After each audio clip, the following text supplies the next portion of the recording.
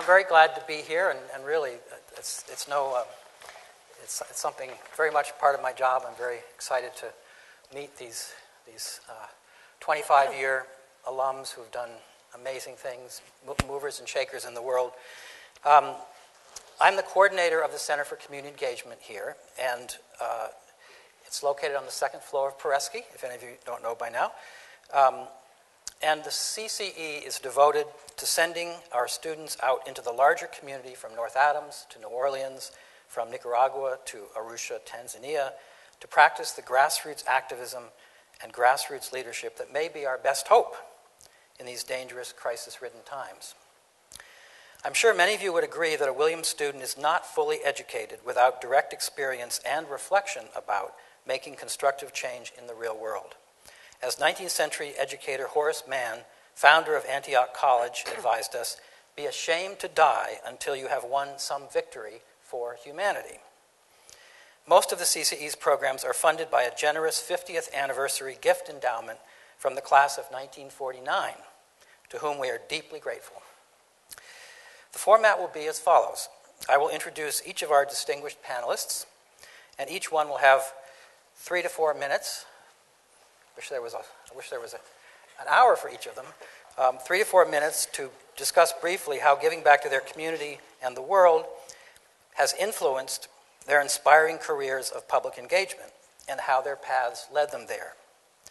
After all 4 of you have spoken, I will ask the panelists a question to get our discussion going.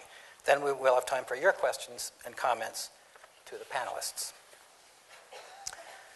We will start with Mike Curtin, who I believe is still president of the class of 1986. A couple more hours. And I'll read a little bio about Mike. In 2004, after a 15-year career in the hospitality business, Mike joined DC Central Kitchen as Chief Operating Officer, and in 2006 was promoted to CEO. The kitchen is a nationally recognized model and leader in the fight against hunger, for job training, and for social enterprise.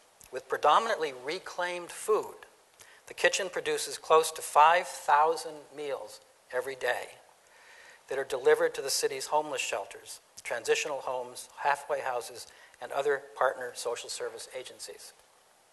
In addition, the kitchen's culinary job training program trains formerly homeless, incarcerated men and women, many in recovery from addiction, for jobs in the hospitality industry and lives of self-sufficiency. The kitchen also runs several social enterprise businesses, including catering and dining services. Last year, the kitchen was selected to run a pilot program for locally sourced, scratch-cooked meals in 7 DC public schools. Over the last 3 years, the kitchen has employed over 50 graduates from its programs, and with them, earned over $12 million through these programs, accounting for half of the revenue necessary to sustain its operational budget. And as probably most of you know, Mike is married to another member of the class of 1986, Maureen McDonald.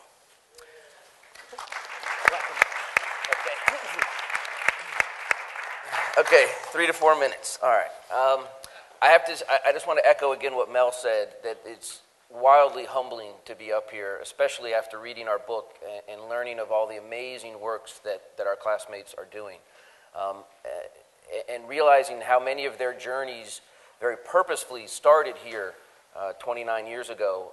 My journey in many ways started here 29 years ago as well, but not so purposefully. It was really more of a matter of failing Math 107, which deterred me from going into the practice of medicine, and ended up in Japan and then in the hospitality business, and now doing what I'm doing at DC Central Kitchen. But what the kitchen has allowed me to do is take all of those experiences, many of which I gained here at Williams, and put them to work in a really meaningful, positive, powerful way, I think, for the community. And as I have been reflecting on this and thinking about why I'm doing what I'm doing, I keep coming back to the same answer, and that's, I don't think I could do anything else. And I think that we looking at it, we really have been given a huge gift to have come to this school and to be surrounded with the people that we have been surrounded by and the opportunities we've been handed. And I believe it's our obligation to look elsewhere and really leave this community a better place. We talk a lot about at the kitchen about not necessarily good or bad, right or wrong, but smart dumb. What is the smart thing to do for our community? How can we be in many ways selfish and not focus on doing good, but selfishly doing for the good of the future and our children. And you don't have to, I hope we talk about this a little bit, and Mel alluded to it, you don't have to do that in the basement of a homeless shelter where I happen to be. Never did I imagine when I was up here that my dream job would be in that shelter and my office would be a 4x6 converted mop closet, but that's what it happens to be. But everyone here can be part of that if you think about what you're doing as your philanthropy as opposed to thinking of your philanthropy as something you do extra at the end and wrap it all together. And as we sort of push this nonprofit, forprofit.org.com away and move to a center where we're all working to create a better community. How did that go? 4 minutes? Is that cool? Amazing. All right.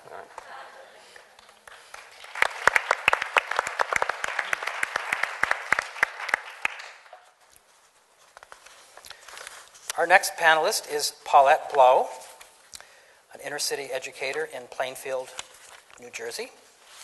Paulette is with the Department of Urban Education at Rutgers University in Newark. She received her Bachelor of Arts degree in music from Williams College, having also completed concentration in pre-medical studies and African American studies. She graduated with a Master's of Art degree in school administration from Rowan University in 1997.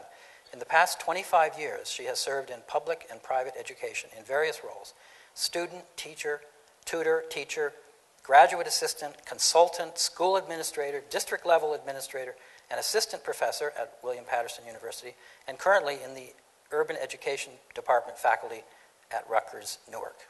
Paulette is drawn to political action because of the needs of the students, their parents, teachers, and school administrators she has encountered in New Jersey's urban school districts.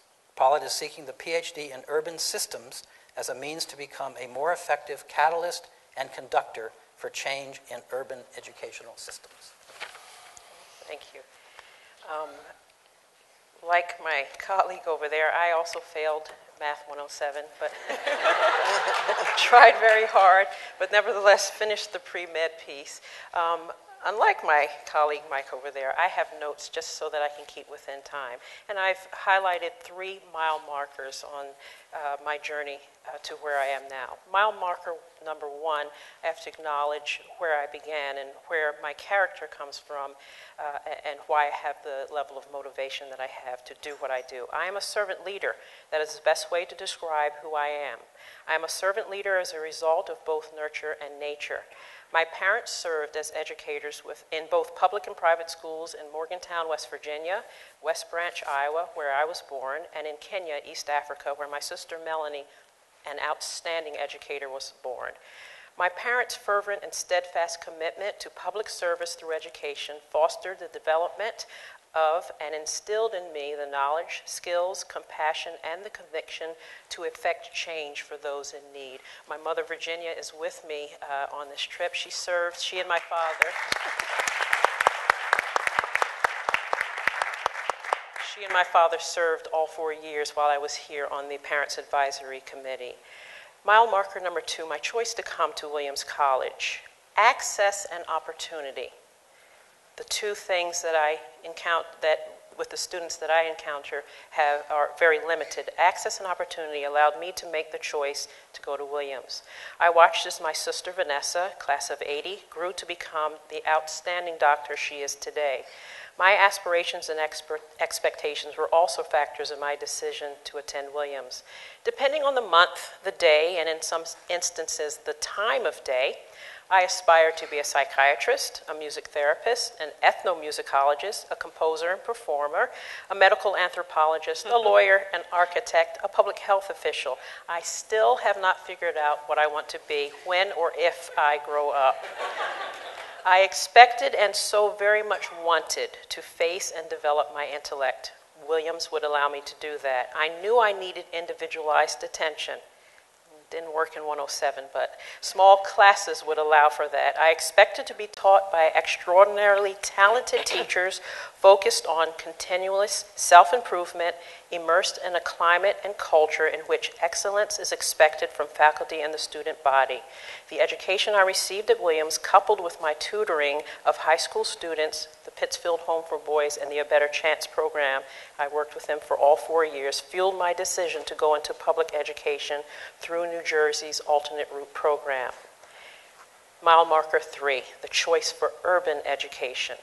As a K-12 teacher in rural, suburban, and urban context, and as a vice principal and principal of a large urban middle school, I encountered students who, through no fault of their own, had diminished aspirations and very low expectations. I observed that my students' quality of life, environment, their health, was less than adequate, and this in turn negatively impacted students' aspirations and expectations. Severely limited access and opportunity to receive a viable, relevant, rigorous education impacted them as well.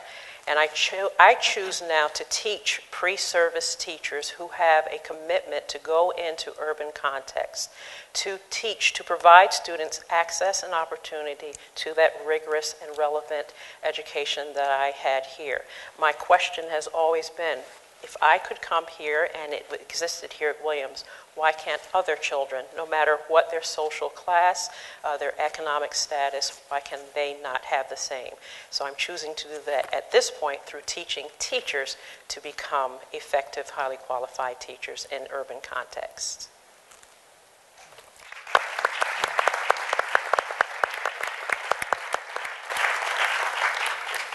Our next presenter is Nadra Franklin.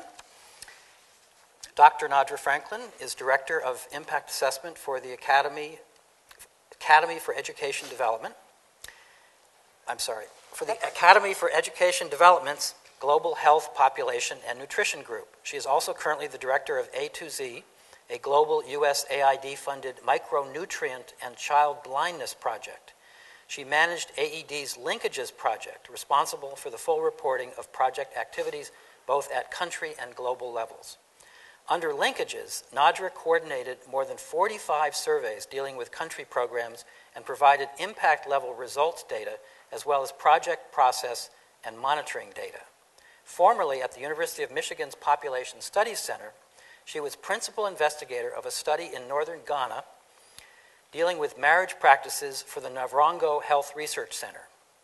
While at Michigan, she also worked as part of a team to address the design of research to better capture HIV-related effects of race and class among U.S. minorities. For 3 years, she was AfriCare's Associate Program Manager for West Africa. She has done population research in Egypt and speaks pretty good Arabic and pretty good French. Nadra. Thank you. It really is a pleasure and an honor to be here with you today on this panel for our 25th reunion. But I have to confess that when I was asked to participate on the panel, I thought this would be something really small in the log. There'd be concurrent sessions. So I thought, Jerry and Sparky, you did not tell me it was going to be this formal. And then once I realized that yesterday, I said to Amanda, I've done nothing interesting, so I don't know what to talk about. And everyone's done so much. As has been said, I read the book, and I was like, oh, I didn't do that. But nevertheless, here I am. As has been said, I'm currently at AED in Washington, D.C., working on issues of impact and measurement and learning. It's not surprising that as a Williams grad, I'm a lifelong learner, and AED is a learning institute. So pretty much most of what I do, if not all of what I do, is to ensure that we incorporate learnings into our work to make things better. And the whole point for me is to save more lives from death and illness, an illness that affects our ability to work, to think, to perform. I largely work in health, But when I started out as a baby after Williams at AfriCare, I worked in different areas of international development. Worked in agricultural projects like the one in Mali, in Timbuktu, Mali, in fact, where we worked with a group of male farmers to irrigate basically the desert and to produce food for their communities and their families. I supported water projects like the efforts in Burkina Faso, again in the Sahel, to build small earthen dams to supply a community. And this was at a time before we thought about local sustainable solutions, but then we were talking about small earthen dams. And activities like the ones in northern Senegal to plant eucalyptus trees, which are drought resistant and heat resistant, to prevent the desert from encroaching again from arable land. And that's what I did right after Williams, because all I really knew was I wanted to be able to change the human condition. And that's basically started, long ago when you're at home, fine. But when I got to Williams, I spent my junior year abroad in Cairo. And that's what really changed me and turned me on a different trajectory. I went to Cairo intentionally because I thought, oh, that's a great challenge. I don't speak Arabic. I don't really know anyone from Williams who's going there. There are maybe 7 of us. I don't know anyone in Egypt. I've never left the country. So this will be kind of cool. And that's what really changed me. Walking around the city, going to the pyramids, seeing people living however they were living, but thinking about systems. And I knew that I wasn't the person who was going to deliver the shots, deliver the drugs, although I like people, but I said that's not going to be the way for me. But I did want to improve the human condition. And I thought about what Williams did for me, and that's what I wanted to do. And Williams, did I improve critical thinking? Check. Did I learn to work in groups of people, participatorily, with professors, other students, administrators? Check. Did I become more thoughtful and respectful in these discussions? Checked. And then I know that I could climb far? Check, and check again. So then after I was in Washington for those first 3 years, I went off to graduate school. And now that's where I am now at AED. So in thinking about a life reflections for 46 years, I've got kind of 4 quick things to share with you and 1 challenge. So the 4 things are, first, the how of giving back. And for me, it's trusting your instinct, your gut. I was living in Ann Arbor where I ran into Sally Hart at the Ace Hardware store, and I'm thinking, what's my next move? Intellectually, I wanted to move to Baltimore because it was an East Coast city where I'd never lived. So I thought it would be fun. I applied for a job. I got an offer. But at the same time, for some random reason, I applied for a job in Washington, D.C. at AED. I was quasi-interested, but not tremendously so. But during the interview, I connected with the people. And my instinct said, go forth and take this job. That was an infant feeding. And I have to say that was a huge milestone. What we were able to do was to reach 13 million women and children in 6 countries at scale over about 8 years to dramatically improve feeding practices that reduce morbidity and mortality. Based on that work, the Gates Foundation then said that's highly innovative and we want to work in 3 countries with $83 million to transform the way that people behave to reduce stunting, death, illness. So I looked back and I said, well, that was good. So I think trust your instinct, trust your gut. Some things just can't be too mental. The second that I've learned is to think about long-term impact, the why that we do this. It's not just the immediate output or the immediate outcome of what we're doing, but transformation sometimes takes a long time, generations of time. One of the projects I work on right now is in northeastern Brazil, in Recife, with adolescent girls. And in this part of the world, the country, despite Brazil being economically advanced, these young girls have limited opportunities to education, access to any jobs outside of the service area. They suffer a lot of violence in their homes and in their personal relationships. And what we're working on with them is to give them the tools necessary that they can engage in 21st century economy with technology, to give them supportive adult relationships, which they really have not had access to. We can look short-term about what they're doing. They got a job after the program, working in IT. They're much more confident. But if you think transformation about how we're changing an entire life, it takes a longer time to think about that and how they're impacting their younger sisters, their communities, their mothers, their aunts. The third is to think about who, and that's respecting the individual and their ability to change and helping with capacity building.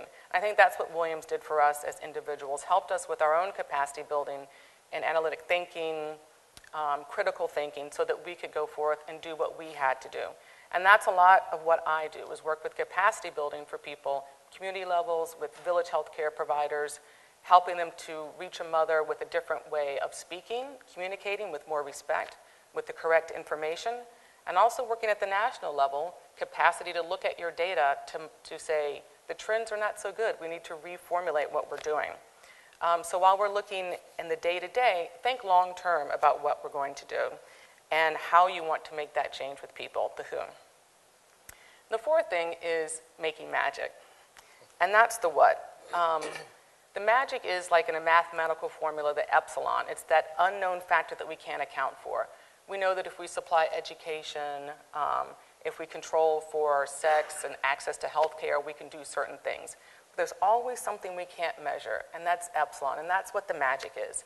And it's, for me, it's going to that village in Ethiopia and seeing this really fat 6-month-old baby, who I know got fat because she did not receive dirty water when she was 3 months old because the mother said, or the grandmother said, it's so hot you have to give water. Because I know that we were able to say, breast milk has water, that water that you're going to give is really dirty. You don't need that tea either, you don't need the coffee. They don't really need the food yet either. So visually being able to see that fat baby and being able to see that mother saying to me, look at how fat my baby is. It's getting a video clip, that's the magic, from a young girl in Brazil to say, I got a job after this program and my mother is so proud of me. It's about seeing this community dancing around because they have water in a place where it hasn't rained forever and all they know is drought. And that's the magic that we talk about. So my challenge to you is all of us give back in some way, shape, or form. So I'd like for you to think about the ways that you do that and the ways that you can do more of that, either directly or indirectly reaching more people, touching more lives, having both a short and a long-term impact. Now that doesn't mean necessarily giving more money, mentoring more people, but doing it in a way that you think strategically about the systems in which you're giving back. Maybe you can't mentor another person, but how about e-mentoring in a digital age and you can reach more people?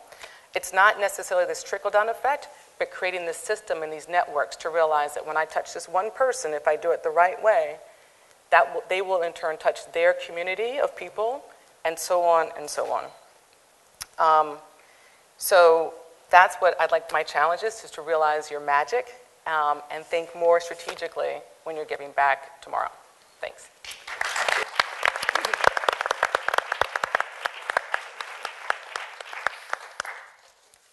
Our fourth presenter is Craig Churchill, who is chief of the Social Finance Program at the International Labor Organization in Geneva, I believe. Craig Churchill has 20 years of microfinance experience working in both developed and developing countries. In his current position as the head of the ILO's Social Finance Program, he focuses primarily on the role of financial services that the poor can use to manage risks and reduce their vulnerability, including savings, insurance, and emergency loans. He serves as the chair of the Micro Insurance Network and teaches at the Boulder Microfinance Training Program in Turin, Italy. In 2008, he launched the ILO's Micro Insurance Innovation Facility, a 5-year partnership with the Bill and Melinda Gates Foundation designed to stimulate the development of insurance to help promote decent work for tens of millions of low-income people in the developing world. Craig has authored and edited over 40 articles, papers, monographs, and training manuals on various microfinance topics. His 2006 publication, Protecting the Poor, a Microinsurance Compendium, published by the ILO and the Munich Re Foundation, which he edited, is the most authoritative book on the subject. Wow, that's a nice bio. Yeah, so thank you for inviting me to be here. It's really a great honor to be invited. I know that a lot of people in our class are certainly engaged in a lot of very interesting things, as Mel said. So to be chosen among them is quite an honor. The link between Williams and my career is a little, perhaps not so straightforward. I did fine in Math 107, actually. But I didn't get to be a JA, which broke my heart.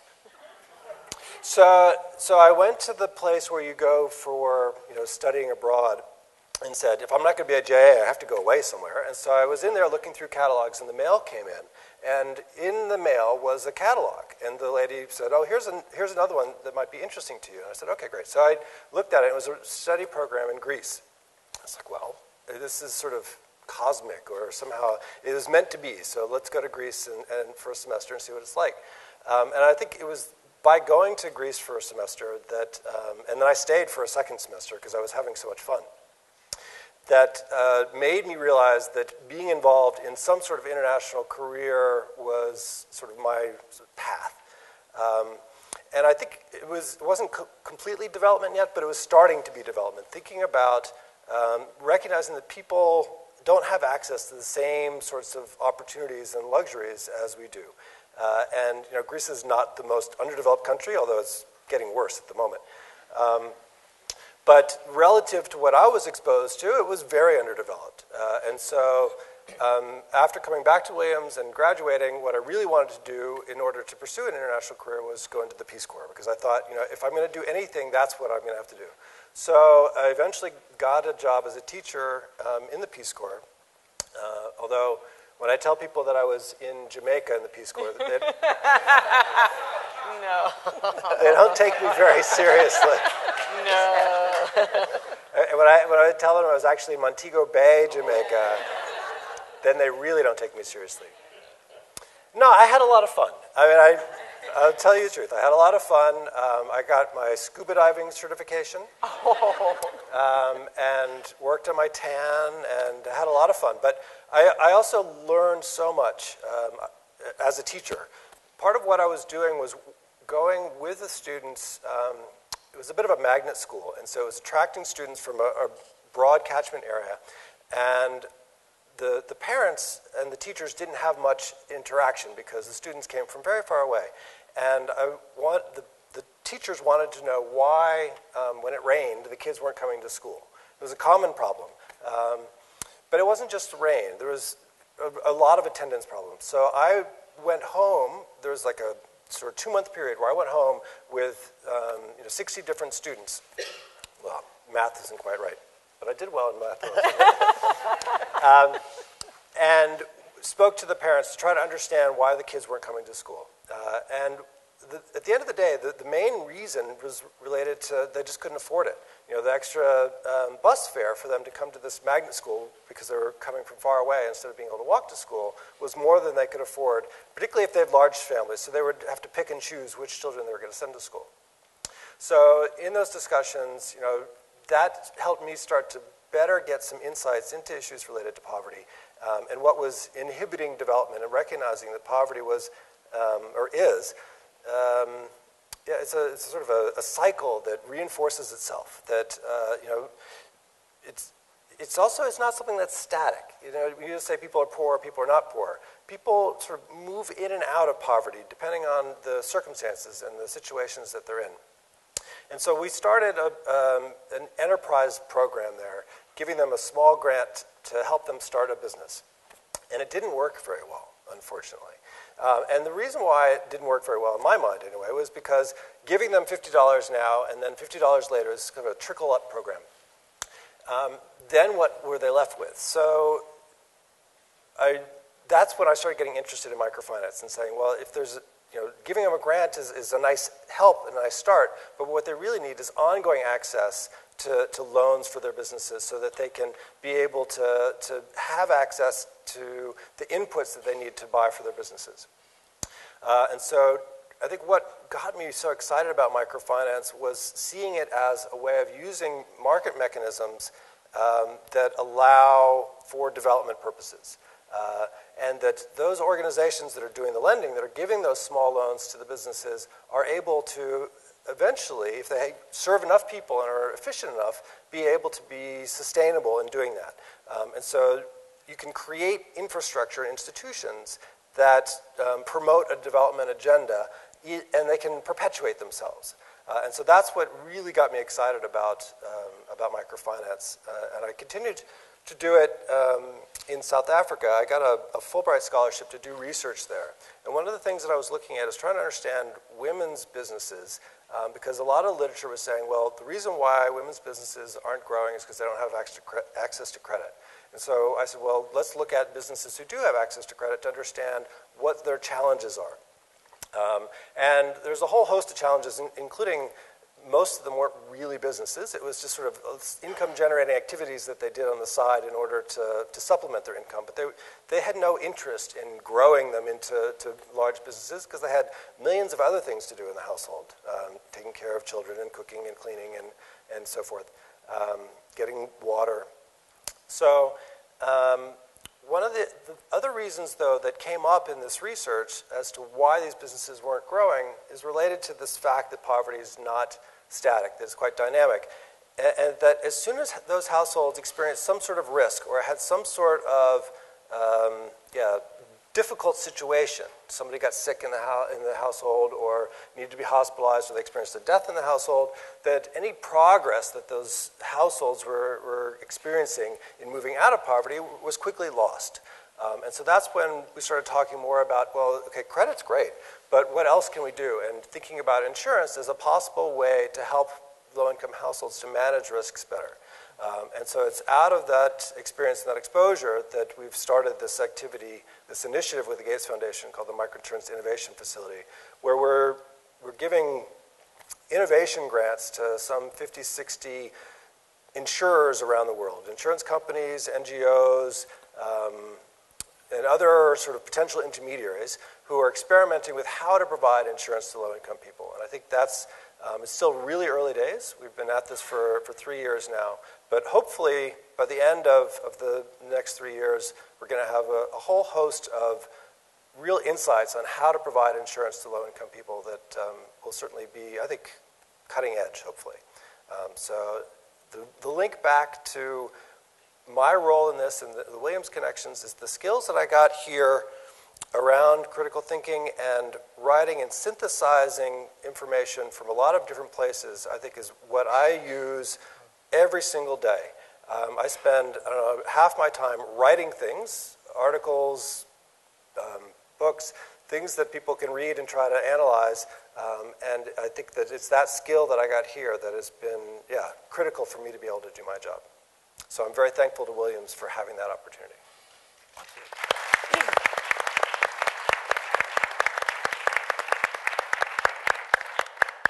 Well, these are remarkable people up here, your classmates. Really, really heroic work that they're doing. Next, I would like to ask each of the panelists a two-part question. And after that, we will ask you to ask questions, make comments, refer to your own work in community engagement, public engagement, and we'll see how that goes. So the question that I'd like to ask is the first part, and some of you have already touched on some of this already, so you can answer a different question or make up one of your own. But the first part, what do you think more than anything else inspired you or empowered you or simply permitted you to translate your passionate commitment to public engagement into a sustainable career in public engagement? And the second part, what more than anything else made it possible for you to sustain your career in public engagement over the long haul? And we can go in any order here.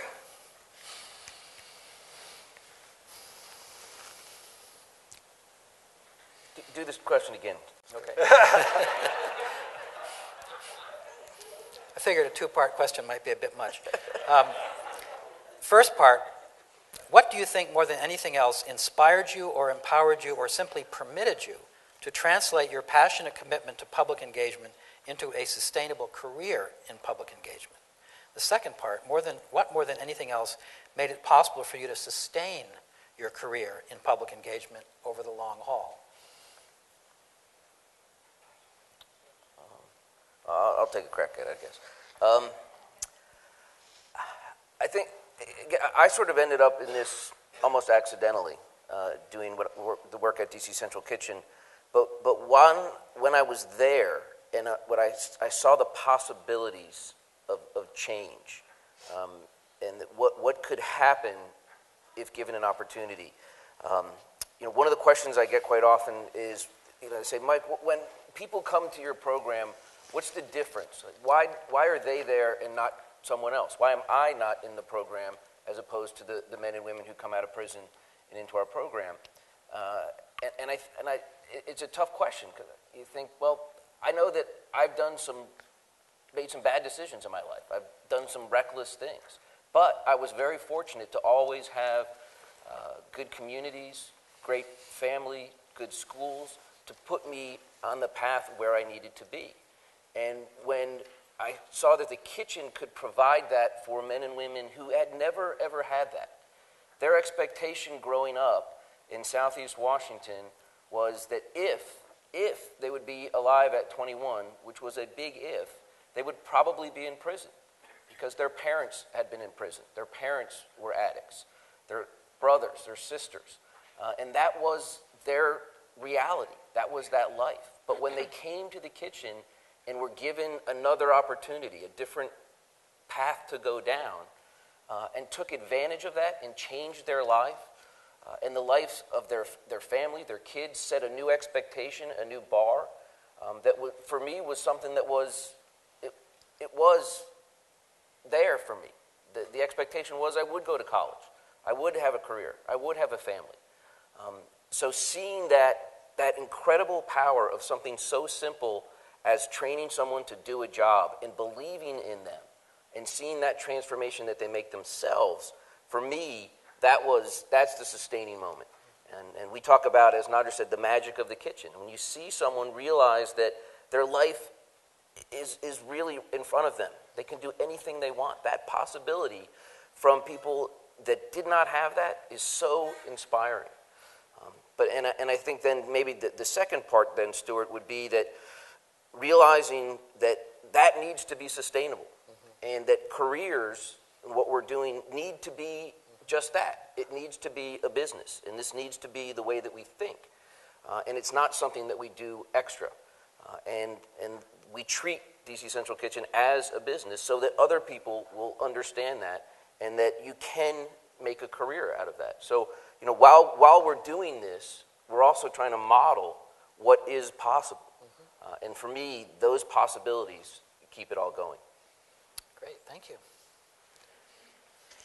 I guess for me, for the first question, the inspired and what empowers me, my parents and the exposure they gave us to the world, the messages that were given to me. One very important one, you are no better than or no less than anyone else. The fact that in our household, we constantly had people coming through, staying in some instances, of various ethnicities, status, all of that. Our home was a haven for folks who were, in their journeys, may have been in difficulty. Watching both my parents teach and their vision for what their students would become or would do with their own lives inspired me. And something that I cling to that's more recent, in summer pre-med program, after I finished freshman year here, I went to Newark School of Medicine and Dentistry, and a quote, it's an anonymous quote, but I have only just 1 minute, only 60 seconds in it, forced upon me, can't refuse it. I didn't seek it, I didn't choose it, but I must give account if I abuse it. Only a tiny little minute, but eternity is in it. If nothing else, that motivates me for what I will have to answer for doing the work that I am doing now. The second part, in terms of sustaining prayer, a lot of prayer. My own students, the students that I have taught, when we talk about the ills of urban education and these kids need this and we need some kind of special approach, and I'm going, I taught children. My students now, I count lawyers, I count research scientists. I don't know of any doctors as yet. Teachers, the students that became teachers and that I'm still in touch with, that sustains me. And it's an awesome and fearsome thing. I am no way promoting myself. It's through hard work, a lot of hard work. But if I have done it, can do it, am still doing, my sister and other people that I encounter, Nadra, Jackie, the people who are educators, this sustains me. My own students, if they can do it, they can in turn reach others. It's not something that's insurmountable. It's what we either have the will to do or not to do to help educate our children across the board. Thank you. Okay, I guess we can go in order of speaking. So what permitted me to do this? I think, and I hate to keep bringing up Jerry, but she's seen this firsthand and up close and personal. I don't understand limits, and I think it was who I was when I came to Williams, but certainly Williams certainly made me this person who says, you have no limits. So I really don't understand that there are any limits on me. It has not gotten me into trouble, but you know, I do things that in retrospect were perhaps a little bit forward, but that's how I am permitted to do this, because I have no concept that there's things that I cannot do. And this environment of Williams, which was so supportive, and you know, climb far. So that's what I'm kind of doing. And it doesn't matter what area in which I work. So I had a music professor. I took the opera. I don't do anything with opera, but I wanted to learn about the opera. And I'm still in touch with Erwin Shaman, who I have to call today and see before I leave. And he thinks about and made these decisions about engaging with students so that they realize there are no limits to thinking, to doing anything. And it's not just the short term in the class, but having an impact over that lifetime. And so we could blame him and so many others of you in here for that kind of no limits. And then how do I sustain myself? You know, often I get to a point where I'm like, I just have to quit. I can't do this anymore. I get bogged down in bureaucracy, and it's just really hard. And I just came off like a 3-week stint of pulling almost all-nighters all the time to wrestle this group of 8 organizations to work on this proposal to the U.S. government for $200 million for 5 years to really change lives. And I was exhausted. I pulled a Nadra, and after we turned it in that morning, I went to bed at 5:30, slept for 14 hours straight. And I'm 46. This is not normal. But it was doing the work that I was like, why am I doing this? Why am I doing this? Because I wanted to walk away. It's because I can have change. And the other real way that I sustain myself is to going out to the field, to see people, get my fingers dirty, and just reconnect with what I'm doing. And the field could also be when I do local things and going out to talk to people, and I remember why I'm engaged, because it gets all work is tiring. Okay, you always want to walk away from it. So it's that same process of remembering why you do it and what you're getting out of it. Thank you. Yeah, so it's the same answer, the last part. As far as the inspiration, what really made the connection to begin with is really having the opportunity to go out and talk to people, be in their homes, understand the environments in which they're living in, the challenges that they're facing, and try to find solutions that are going to make sense. I think that both in Jamaica and South Africa really, I think, created a way of thinking that has been extremely helpful for me to be committed to development in general, and to sort of financial integration and inclusion in particular. And to sustain it, it's the same as Nadra, that you know, sitting in Geneva, it's very easy to forget what development is all about. The mountains are spectacular. There's a field outside my office with horses running in it. It's just, it's sort of this other world. But you know, I just was in Zambia 2 weeks ago, and Zimbabwe, and going out to visit people who are having difficulties and having challenges and understanding their perspectives, that I think helps to make sure that what I'm doing on a day-to-day basis is rooted in reality. because it's very easy to lose reality in Geneva. And I think the other reason why my career has evolved this way and is sustained is because my wife is working in the same type of environment. Sarah, say hi. And so I think that helps a lot to reinforce what I'm doing, that she's doing a lot of the same things, and so it just feels natural, and I wouldn't imagine doing anything else. Great. Okay, now it's your turn. We have, unfortunately, only about 15 minutes for your questions and comments, but I'm sure you'll make the most of it. If you could just raise your hand, I'll call on you, and if you could introduce yourself. Probably you all know who each other are, but maybe there are some people who don't know everybody here. So if you could just introduce yourself, that would be great.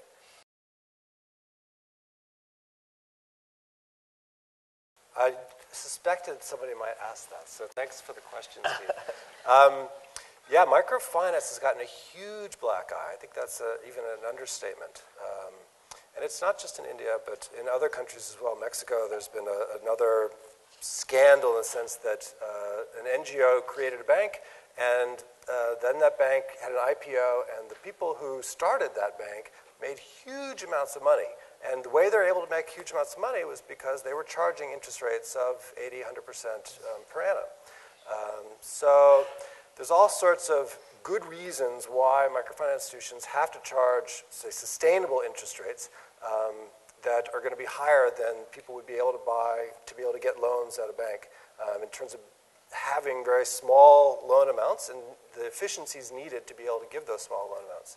But the situation in India in particular is interesting because part of the problem was, what we would hope to see in a competitive environment is that would create efficiencies and interest rates would come down. Well, in this case, in a competitive environment in India, what happened was people became over-indebted. So they would borrow from one player and then another player, and then they would borrow from a third player to pay the first player back. And so it's like a household Ponzi scheme to some extent. There is definitely some similarities to that. And I think it's gotten overplayed in the media because there's a rash of suicides. The analysis of sort of suicide rates showed that, in fact, it wasn't overly excessive number of suicides relative to the population, but the journalists got a hold of it, and so it became, because they were coming and knocking on my door asking for my money back, that the person decided that they couldn't take it anymore and they killed themselves. I think that, for better or for worse, it's probably a good thing for microcredit, for microfinance in India to have this experience, because I think it's going to shake things up in a positive way. And it's really the boards of directors that need to be providing the right guidance, that they weren't, that the owners of these schemes saw this as a way of making a quick buck, and the incentives that they were using were not necessarily on repayments necessarily, but to create new loans. And so there's a huge push on pushing debt on people who they didn't need it, and that's not what microfinance was all about to begin with. So hopefully things will get back on track again. But it's too bad that it had to happen this way. Yes.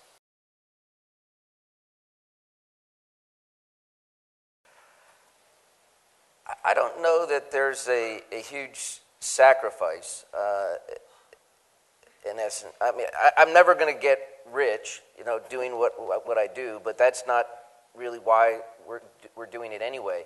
The piece, what I would say, Martha, though, in terms of sacrifice, in terms of like mental health sometimes, which really bothers me, I guess the part about my job that I don't enjoy, is being reminded, quite frankly, of how selfish I can be, and that I think we can be in general.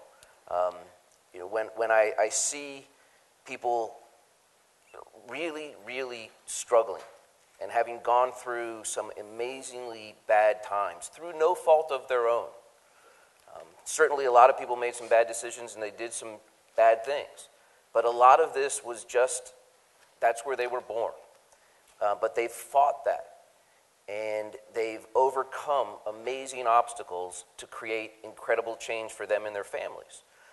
And then where I can see that and experience it and have that incredible gift every day, and then I can still get mad when the kids don't pick up their books as quickly as I would like them to. And then I just say, God, I can't believe I just did that.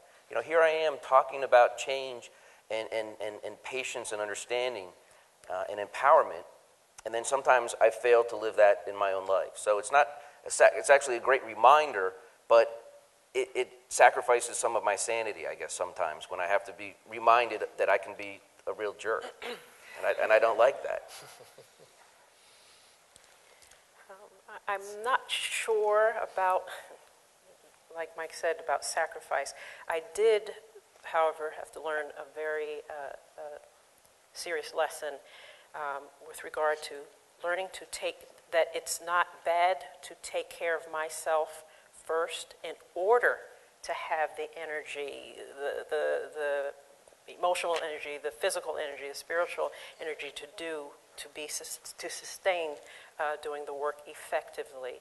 I used to be 5'8.5", had really long hair, and no, just kidding. That's not the case. But especially when I was an administrator in a middle school, 6th through 8th grade, with 1,200 students plus and a waiting list. I tell people now that I'm a recovering workaholic, and I didn't realize how addicting it was, or how addictive I became to working. Oftentimes you hear little remarks from your family, well, who are you? We haven't heard from you, or from friends. So I did sacrifice time with family. My father passed away in December of 2006, and I often think of the times when he said, you know, Sugar, when are you going to come to see me? My parents retired to Williamsburg, Virginia, and I could have taken more time with family and friends, but I've learned to balance now, and it's allowed me to be a lot more effective. I used to hate when people said, Paulette, you need to work smarter, not harder. What does that mean? But there is something to doing that. Yeah, I wouldn't call them sacrifices, but there are some, missed opportunity costs. So I could have read more books, gone to weddings, not gotten malaria, but I think it's all good. Yeah, I think the only thing that is obvious to me is just travel schedules. Being away, for a week or two every month or two, it adds up, and it's tough on everybody at home. So, but I can't do my job if I'm sitting in Geneva very effectively. So it is a trade-off to be able to find that right balance. Let's see. Other question? Yes, in the back there. Let me just answer that quickly about the current situation at Williams. I actually don't support making community engagement a requirement, because I really feel that it should be something that people find in their own heart to do. And if you get into requirements, which of course a lot of high schools do and some colleges do, you're not sure what their motivations are and how committed they really are. On the other hand, you get more people involved and maybe have a greater social impact. What we do try to do here at Williams, as much as we can, is incorporate community engagement into courses, into experiential education in various ways, and that's sort of the way, I think, sort of the incentive that we it's more of a carrot than a stick. But if it can be actually part of the curriculum, and students now at Williams are really wanting experiential education, especially around community organizing and social change work, to be more embedded in the curriculum. And I think you may be hearing more about this in the years to come.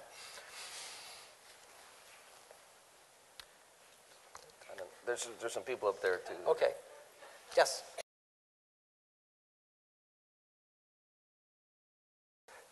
There's a lot of different ways in supporting microfinance. I keep saying microfinance instead of microcredit because it's sort of the evolution that it's gone through. Initially thinking about small loans for small businesses and helping those businesses to grow, and then recognizing that not everybody's entrepreneurial, not everybody wants to start a business, but there's a lot of people who need financial services, safe places to save, perhaps loans for other purposes besides their business, and my new thing now, insurance. But I think one of the things that's useful to think about in terms of supporting those organizations is, how do you want to reach them? And there's a lot of organizations in the U.S., including some that I've worked for, that support those organizations in developing countries. But I guess I would suggest exploring ways in which skipping the domestic step, where 15% gets cut and taken over for the fundraising activities, and seeing if there's ways of getting your contributions to reach people more directly. Yes.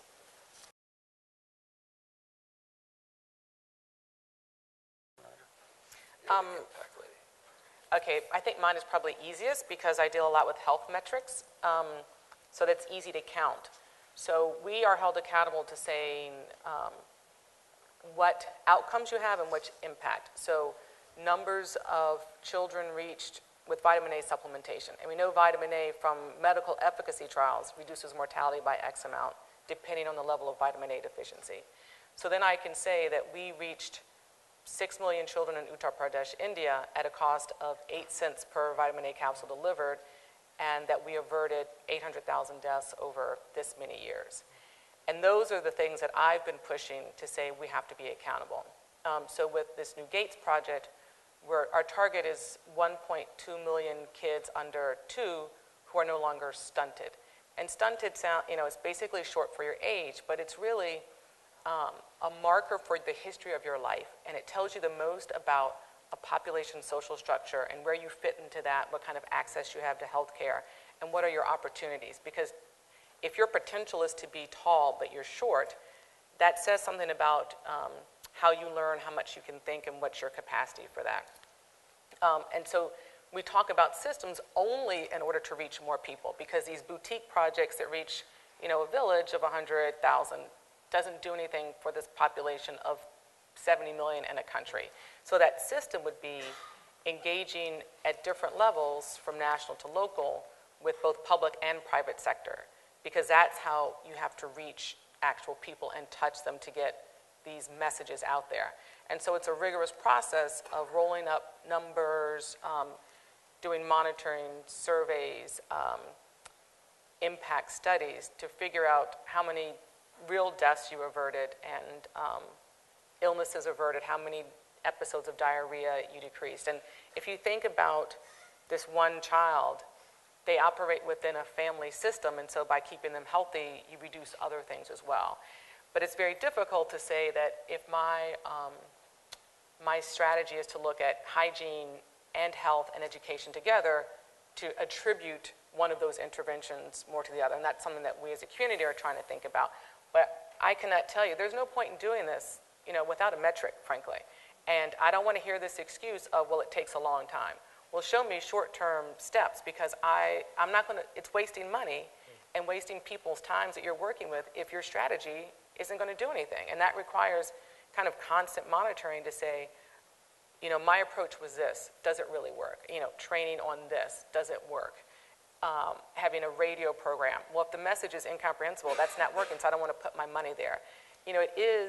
It's a real business, and the business may not be to earn a lot of money, but it's to impact lives. And so I get into kind of uncomfortable situations with my colleagues where they're trying to give me excuses. Well, you can't measure. I'm like, yes, anything that's worth doing, you can measure it, and we can figure out a way to do it. So I'm all about the metrics, and I have them at every level for output, outcome, impact, across the system, measures of what scale really means, changes in the Ministry of Health that we're working with, how many pharmaceutical companies we reach, and how many sales of ORS they actually have.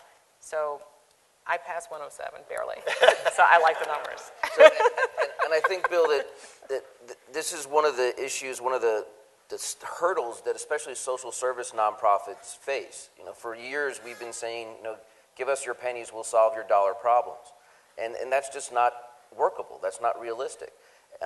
So we, as the nonprofit sector, need to change the idea of what we are to the funding or the investing population. And to do that, Nadra's exactly right. There needs to be measurable outcomes. And what we try to do is we try to put it in economic terms. So although that, the 5,000 meals, that's great, what does that mean? More specifically, we talk about the job training pieces, and you can just do some really quick numbers. People in D.C. getting out of prison, 73% of those people will reoffend and go back to prison in a year, mostly because they can't find a job. The national average is 65. So if you take the number of students that we have, take the ex-offenders, multiply the 73% that would go back to prison had they not come to our program, gotten a job, by like 50,000, which is about what it costs to keep someone in prison now for a year. You're talking a couple $1 million. Our recidivism rate now is less than 2.5% over 3 years. So that that's $2.5 million a year just on incarceration costs. And then you take their earnings, and this is something that we're not good at as a sector, but we have to get better on. We have to track our outcomes. What are those people earning? What are they paying in taxes? How much are they spending on other multiplier income in the community? And I think that we, again, need to be better at developing our own. And we have to be the ones in saying, this is the economic benefit, instead of waiting for someone to come to us and say, right, well, we want to see this. Say, well, how about let us show you what we're doing. This is what we're doing. This is what works. And this is the benefit to the community. That's what Mike is more very narrow in urban education, especially in the department in which I'm working. Standardized tests are the singular item that is used to measure academic achievement. For me, it's pushing at now looking, because what's missing is looking at students' progress longitudinally and looking at matching teaching practices and then what happens with the students. And one of my main focus is to help teachers be able to articulate why they choose to do what they do in the classroom setting. Why is it that I need to use this or that in order to get a particular outcome? As teachers themselves become more articulate about why they choose to do what they do, and here are the tools, the equipment that I need to do this, we have less of what occurs now, a whole lot of external mandates that make no sense from people who are not aware of the realities of the classroom. The standardized tests will not disappear for multiple reasons. However, if I have my teachers look at them as speed bumps, necessary evils, but in addition to that, here is how I'm able to show academic achievement, which in turn lends itself to economics. Well, here are the jobs, here are the qualifications that my students have, here's how they'll be able to fill the holes, the gaps that we say exist in our economy.